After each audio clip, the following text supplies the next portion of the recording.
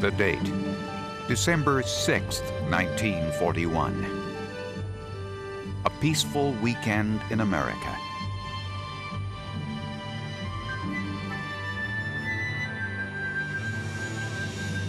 But out in the Pacific, a firestorm was gathering.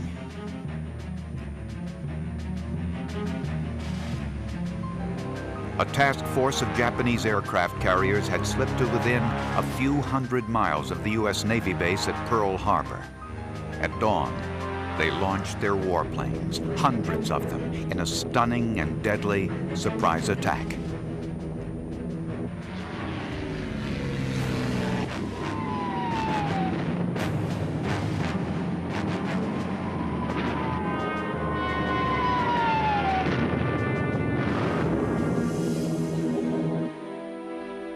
For the United States, a long period of isolationism had come to a swift and tragic end.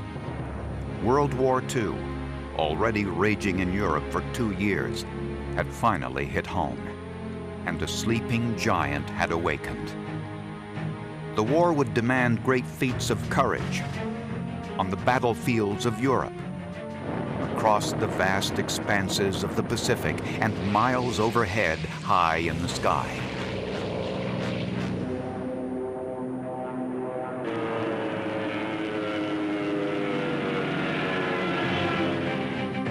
It would also require great feats of industrial might, more manufacturing output than the world had ever seen. Thousands of heavily armed warships to sweep the seas, tens of thousands of tanks to punch through German lines, and hundreds of thousands of warplanes, planes enough to darken the skies. In aircraft factories all across America, farm hands and housewives and clerks, more than 1 million strong, would join forces to build the mightiest air armada ever launched. German and Japanese war plants, and tough, reliable cargo planes to airlift troops and supplies into battle. The challenge to America's young aviation industry was formidable. Between, say, 1919 and 1939, which is generally considered the golden age, the interwar period, we're looking at 40 to 60,000 aircraft total were flown. The United States produced almost 100,000 airplanes. The production was incredible, figures that were highly, some 300,000 militaries, and an incredible managerial and organizational ability that no other. American warplanes would soon become the who created them. Men like Dutch Kindleberger and Lee Atwood, whose Mustang fighter would decimate the German Luftwaffe. Roy Grunt's Air Force. Donald Douglas, whose DC-3 airliner would be allied, and Bill Boeing, whose name marked the bombers that would shatter Hitler's war machine.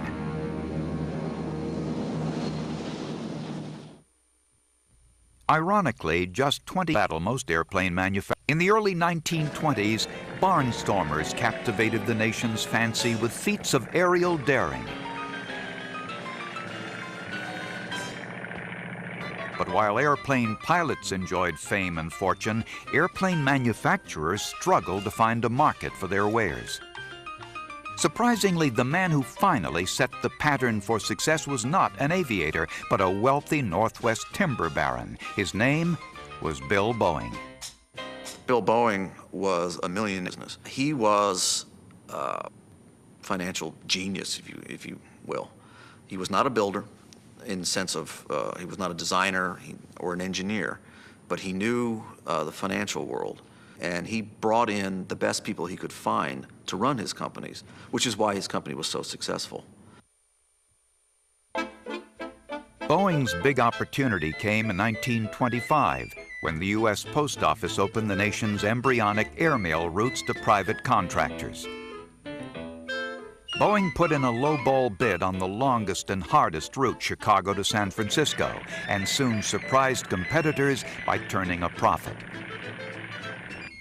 Soon, Boeing started carrying passengers along with the mail, and a pioneering U.S. airline was born. Boeing's air transport subsidiary became United Airlines. In 1933, in the heart of the Great Depression, Bill Boeing unveiled a dazzling new airliner called the 247. Well, the Boeing 247 is widely considered to be the first modern airliner. Modern in the sense that it was all metal construction, cantilevered wings, in other words, had internal supports, retractable landing gear, cowled engines, controllable pitch propellers, major breakthrough. Its cruising speed was about 160 miles an hour, which was 60% faster than contemporary airliners of the time, the likes of the Ford Tri-Motor and whatnot. The Boeing 247 first flew on February 8, 1933, entered service about a month or so later with United Airlines, and completely revolutionized air transportation in the United States. Boeing's 247 rendered all other airliners obsolete. Then the Boeing company made a mistake that would haunt it for decades. TWA, one of United's fiercest rivals, ordered 20 of the new airliners. But Boeing refused the order. The first 60 planes were earmarked for United. Saddled with obsolete planes, TWA desperately sought another builder to produce a competitive model. Finally, a designer in Los Angeles took the job. His name was Donald Douglas. The Boeing 247 was a prototype he called the DC-1. But he never sold DC-1s. Instead, he leapfrogged straight to improved production models, the DC-2, and soon an even better model, the DC-3. The DC-3 introduced wing flaps which added lift, allowing the plane to use shorter runways or land at slower, safer speeds. More powerful engines, which gave the plane a top speed of 200 miles an hour, and a 21-passenger cabin, which gave the plane far more earning power than the 10-passenger Boeing design. Virtually every American airline going into World War II was flying DC-3s. That was the standard American airliner. 21 passengers, it would cruise at higher altitudes, at greater speed, with greater range than any other passenger airliner in the sky. And it had the right economics, the right combination between costs and performance. So it became the standard by which all other commercial airliners were judged. Even United Airlines, whose monopoly on the Boeing 247 had triggered the Douglas design, replaced its Boeing planes with Douglas airliners. But it was the outbreak of World War II that launched the Douglas plane by the thousands. We took the small passenger door out on the left side of the airplane and put in a big door. Then we beefed up the floor structure so that we could carry cannon or various artillery pieces, and you could actually run a Jeep up into the cabin of a DC-3. And part of the door would come off so they could drop parachute jumpers out of it. Dressed in olive drab, the military version of the DC-3 was officially named the C-47. But soldiers fondly called it the Goonie Bird for the ungainliness with which it lumbered into the air with its loads. The Douglas plane came to dominate military transport, just as it had passenger service. But the Boeing company was not about to sit on the sidelines. Boeing began work on a new plane and came roaring back into the heat of battle with a plane that would become a legend. By the late 1930s, Donald Douglas was the nation's foremost aircraft builder. The success of the DC-3 turned his factory into a beehive of activity. With the outbreak of war, the beehive became a hornet's nest. But Douglas's rival, Boeing, was also carried aloft on the winds of war. After the untimely death of its 247 commercial airliner for the military, by 1935, they had unveiled the prototype for a remarkable new bomber, the B-17. The B-17 was big, tough, and armed to the teeth. Besides 2,000 pounds of bombs, the B-17 boasted gun turrets in its nose, tail, back, and belly. An awestruck journalist described the prototype as a flying fortress, and the name stuck. Building the bombers was a veritable army of workers. At one point, 45 wherever they could be found. Soon, the Douglas and Lockheed factories were building B-17s as well. As more and more men went to war, more and more women came to work. Rosie the Riveter, this group of workers was called, and by 1943, Rosies by the thousands were building B-17s. A riveter was one of the gals that would drill a hole and shoot a rivet. Now, most women are very, very proud of the fact that they worked during the war, and they like to be called Rosie the Riveter, but some of them have never even touched a rivet or know what a rivet looks like. I am Rosie the Riveter. I drilled that hole and I shot that rivet, and I'm proud of that. The numbers of women in the workforce are very substantial. Our best estimates are that 4.5 million women that would not have worked for wages before were in the workforce during World War II. There were very few men. We had about 98% women in that whole plant. They drove the tugs. They delivered the aircraft to female civilian pilots out there, you know. But when you're at war and you're fighting for your country in the war. The pace was frantic, the hours were long, and the work was often exhausting. But the sense of urgency made fatigue seem unimportant. We built over 3,000 B-17s. That's a lot of ships. SAC. Sure, we were tired, but we knew we had a job to do. And if we could contribute to it, it was the best thing in the world could have happened to us. Many Rosies were housewives whose husbands were at war. A few, though, came from a more colorful background. Near a military down several brothels. To make ends meet, the women soon they found a way to supplement their paychecks by moonlighting in the air raid shelters beneath the factory. I'm high, until the women were found out and fired. The shift workforce made good. By 1943, Boeing was churning out 16 forts a day, one every 40 minutes. In Europe, the Army's 8th Air Force put the Flying Fortress to deadly use. In August of 1943, 376 B-17s left England for a strike on German ball-bearing and aircraft factories. It marked the beginning of a campaign of round-the-clock bombing. The Boeing B-17 was at the heart of crippling Allied airstrikes, including massive raids that launched 1,000 bombers at a time. Over Berlin, the Germans came in at us head-on.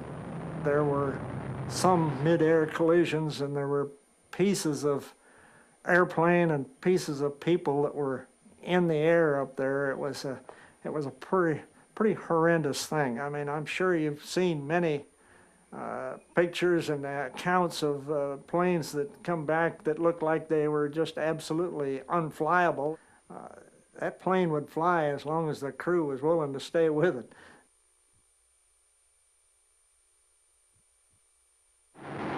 The B-17s inflicted a fearsome toll, not just on the ground, but in the air as well. B-17 gunners shot down 2/3 of all enemy fighters destroyed during the war.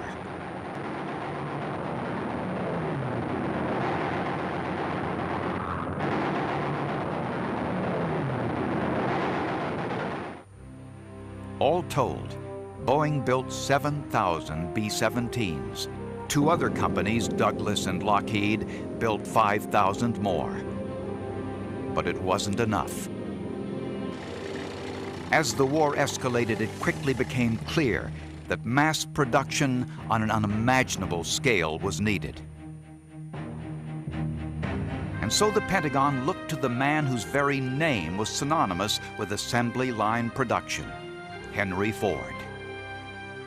On nearly 2,000 acres of Michigan farmland west of Detroit by a small stream called Willow Run, Henry Ford's bulldozers and dump trucks began laying the groundwork for the world's longest assembly line. It would be a mile-long marvel designed to build bombers automotive style.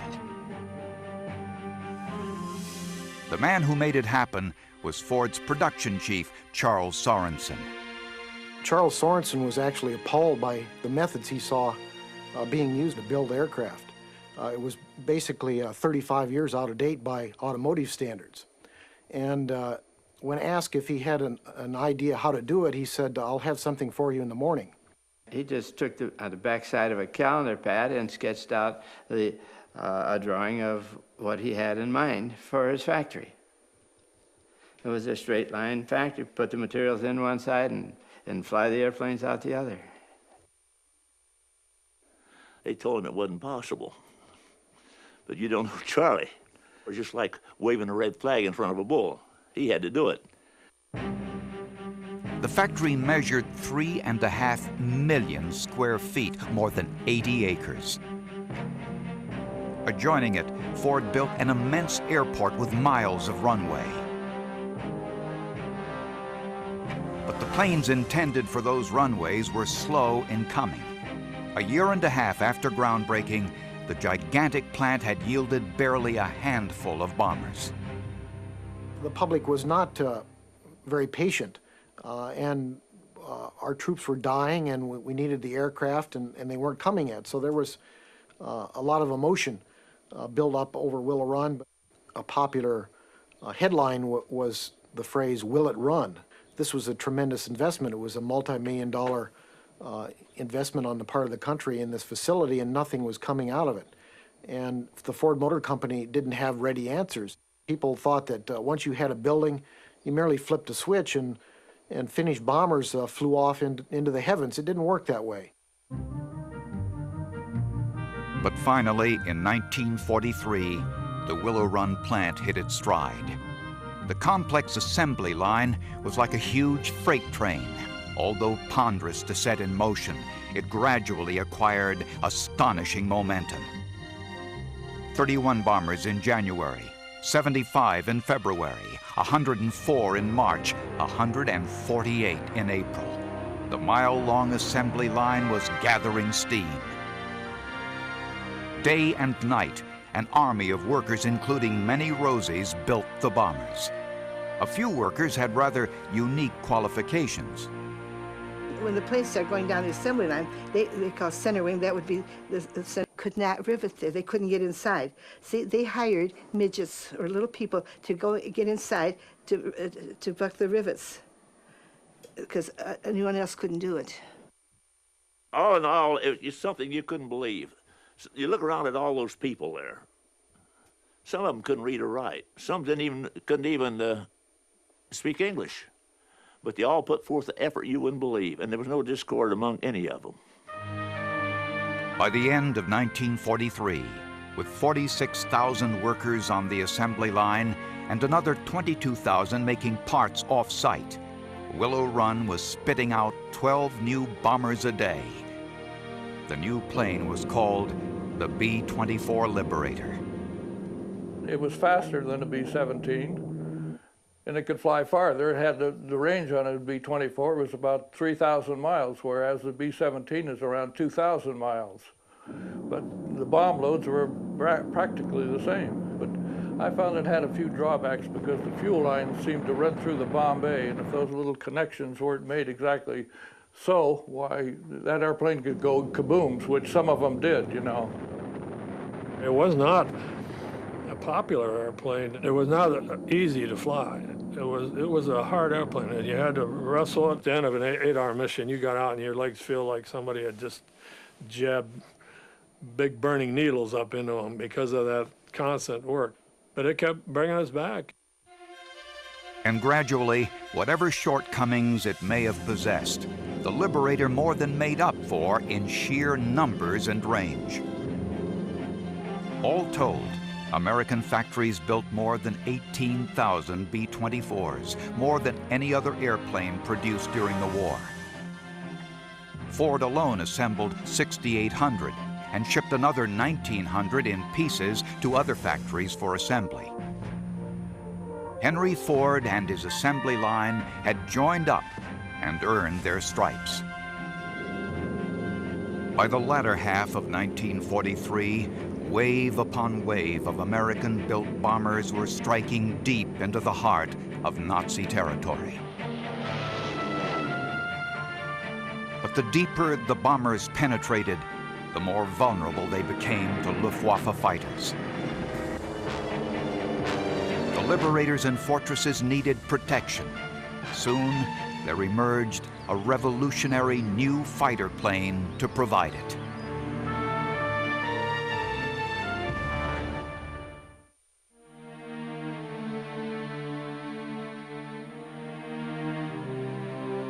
To defeat Adolf Hitler, it was essential that the Allies cripple the factories of the Nazi war machine.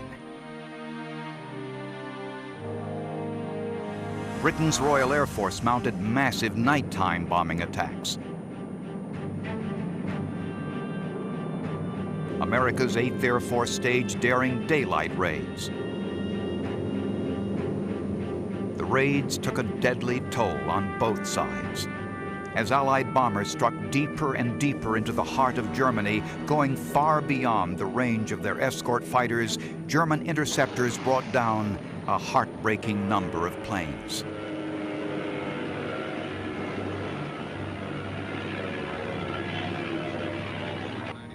One out of every 3 B-17s was lost or damaged beyond repair. Allies needed a faster, deadlier escort, one that could go the distance with the bombers and outfight Germany's best fighters. The need would be met by a company that had never even built a fighter plane, North American Aviation. In the spring of 1940, North American got an urgent request from Great Britain. Desperate for fighters, Britain asked for bids on 100 P-40s, airplanes designed nearly 5 years earlier. Dutch Kindleberger, North American's president, feared that the outdated P-40 couldn't hold its own against faster German aircraft. I talked to Dutch about the possibility of designing an airplane of our own, a fighter, and I knew that we couldn't get a contract from the Air Corps because we had... When North American proposed building a new fighter, the Brits ordered 320 of them sight unseen. North American got the go-ahead in April of 1940, 2 days after Germany invaded Norway. The fighter's official designation was the P-51. Its name, coined by the Brits, was the Mustang. North American had just 100 days to produce the prototype, an unheard-of schedule for a new design. Adding to the pressure were the plane's revolutionary features: a thin, streamlined wing and an innovative radiator whose jet-like exhaust added some 30 miles an hour to the plane's top speed. As the plane took shape, Hitler provided a grim reminder of what was at stake. He launched a fierce airborne assault on Britain, the prelude to an... Day and night, the Germans pounded away.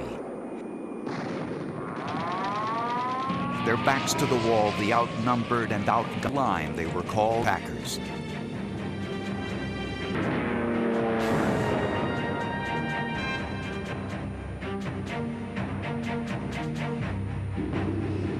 But the battle had stretched the thin blue line perilously close to breaking. The Mustang was needed more than ever. Fever pitch. But suddenly, a disastrous problem loomed, not with the Mustang's exotic design, but with North American's own workers, a wildcat strike by the local union demanding higher pay. This is a very controversial strike because there's some evidence that the local union did have leaders that were either belonged to the Communist Party or at least were influenced by communist ideology. And so therefore it became a real lightning rod for the debate over communism at the time. As the strike went on, eventually Roosevelt brought in the army to break the strike. And again, this was quite shocking to the labor movement. The president's strong stance worked, and soon Mustang fighters took to the skies at speeds approaching 400 miles an hour. But the Mustang was just getting warmed up. In 1942, the Mustang's General Motors engine was replaced by a powerful Rolls-Royce engine called the Merlin. I'll never forget when the flight test came in for speed. They had level flight speed at 25,000 feet, 443 miles an hour. It could outfly any plane in Hitler's Air Force. The Mustang's performance swiftly earned it the reputation as the best fighter in Europe. And with auxiliary fuel tanks, its range stretched to more than 2,000 miles, enough to reach the most distant targets in Germany. P-51 was the type of airplane would do almost anything you ask it to, from 35,000 feet down to what we call the deck, down to ground level. We began to fly these missions in P-47s. In June of 1944, we switched over to the P-51C. It was almost like climbing out of a Mack truck into a Rolls-Royce. North American was swamped with orders and expanded dramatically to meet the demand. In 3 plants, we peaked out at about 105 or 110,000 people. Big factory at Kansas City, Kansas, and another in Dallas, Texas. 1D, with its distinctive bubble canopy, demand had skyrocketed. Nearly 8,000 of them galloped off the assembly. The Luftwaffe could not withstand the stampede. Mustangs soon ruled the sky, shooting down nearly 5,000 enemy aircraft and destroying another 5,000 on the ground. We started out by doing bomber escort. We did dive bombing. The Mustang, of course, was a tremendous dive bombing airplane.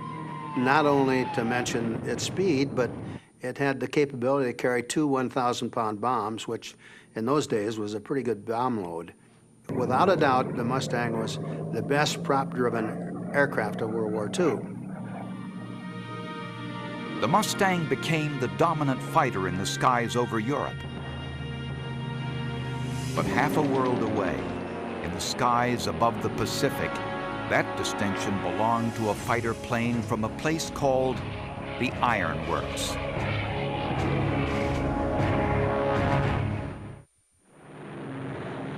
In the bloody battle for the Pacific, the U.S. finally evened the score with Japan at the Battle of Midway, fought in June of 1942.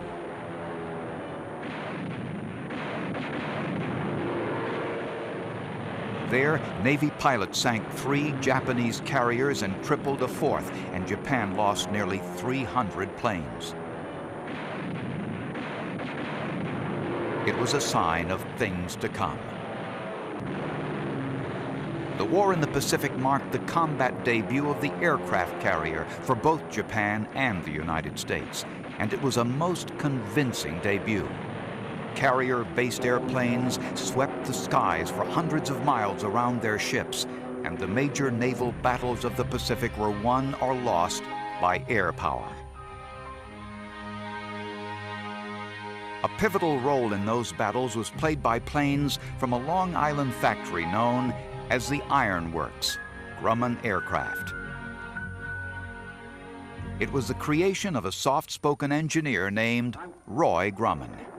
My father was the conceptual engineering type who had the ideas and had a genius for the mechanics of flight and what it took to make an airplane perform the way it should. A former Navy test pilot, Grumman had a superb grasp of the unique demands imposed by aircraft carriers. But it could outfly the Navy's fastest single-seat fighter. The Navy ordered 27 of them.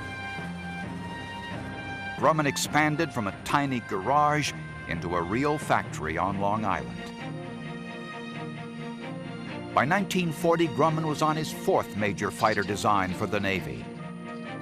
Officially designated the F4F fighter, it was called the Wildcat. It owed its most innovative feature to a rubber eraser and a pair of paper clips. A space-saving folding wing, which doubled the number of planes a carrier could hold. So my father had been thinking about this, he said, for some time without success. To help him visualize this, he actually took 2 paper clips and an eraser, and by sticking this into an eraser at different angles, he was able to get the wing to fold neatly along the side of the plane. And he made this model where the wings folded, and he put it in a box, and he trundled off to Washington carrying this box, and he sat down with the Bureau of Aeronautics people, and he opened the box. He took out the plane with the wings folded, put it on the table, and then spread the wings out to their position. And in his words, the Bureau of Aeronautics people were delighted and amazed. After Pearl Harbor, with the Navy fighting a 2-ocean war, U.S. shipyards were building new aircraft carriers by the dozens. Demand for Wildcats proved almost. Grumman's manufacturing complex grew from 1 plant to 2, then 3. Production lines ran 20 hours a day. During the long, bloody battle for Guadalcanal, even top speed wasn't fast enough. Grumman Aircraft Company was producing these Wildcats. And it so happened that they had a bunch of parts for Wildcats all crated up and ready to send out to the carriers for use as replacement parts. And then when the Navy put in a call to the company desperately asking for more of these planes as quickly as possible, the company actually came in on a weekend and opened the crates and put together 24 Wildcats, which were immediately shipped out to the fleet. The Wildcat was a scrappy fighter. One day, a lone Wildcat pilot named Butch O'Hare gave a powerful demonstration of what the air... There was a young Lieutenant J.G. who had been in the Combat Air Patrol over the Lexington during the Battle of Coral Sea, and he was the only airplane airborne when a group of Japanese airplanes came in, and bombers with a carrier inside of everybody. They all saw it happen. For that, he received the Medal of Honor. But against Japanese fighter planes, the Wildcat had a tougher time. The Japanese Zero had surprised the Americans with its speed and maneuverability. The Zero wasn't as tough as the Wildcat, but in dogfight after dogfight, the Japanese fighter proved faster and more nimble. The standard tactic in those days, they had some very experienced Japanese pilots, and their standard evasion tactic, if you jumped one of them, was they immediately went into a loop. And if you followed them through the loop in a Wildcat on the second... The Ironworks got busy on a new and better fighter. On August 31st, 1943, in the skies above Marcus Island, that new fighter made its combat debut, the Grumman Hellcat. Roy Grumman soon learned that the Japanese Zero finally met its match. Yes, I remember receiving a wire after the Hellcat squadrons were fighting from one of the squadron commanders saying that the ratio was 200 to 1. In other words, 200 Jap planes shot down for the loss of 1 Hellcat. In battle after battle, the Hellcat earned its name. The Navy clamored for more, and Grumman responded with more production lines. Grumman's workforce soon topped 25,000, and a third of the workers were women. Some built Hellcats, others test flew the powerful planes. To keep women on the job, Grumman opened daycare centers. To keep wounded soldiers alive, the company held regular blood drives. To keep morale high, there were musical concerts at lunchtime. To keep employees fit, the company organized daily calisthenics and intramural softball. The strategy worked. Absenteeism and resignations dropped. Productivity soared. The 12,000 Hellcats built by Grumman mauled the Japanese Air Force mercilessly.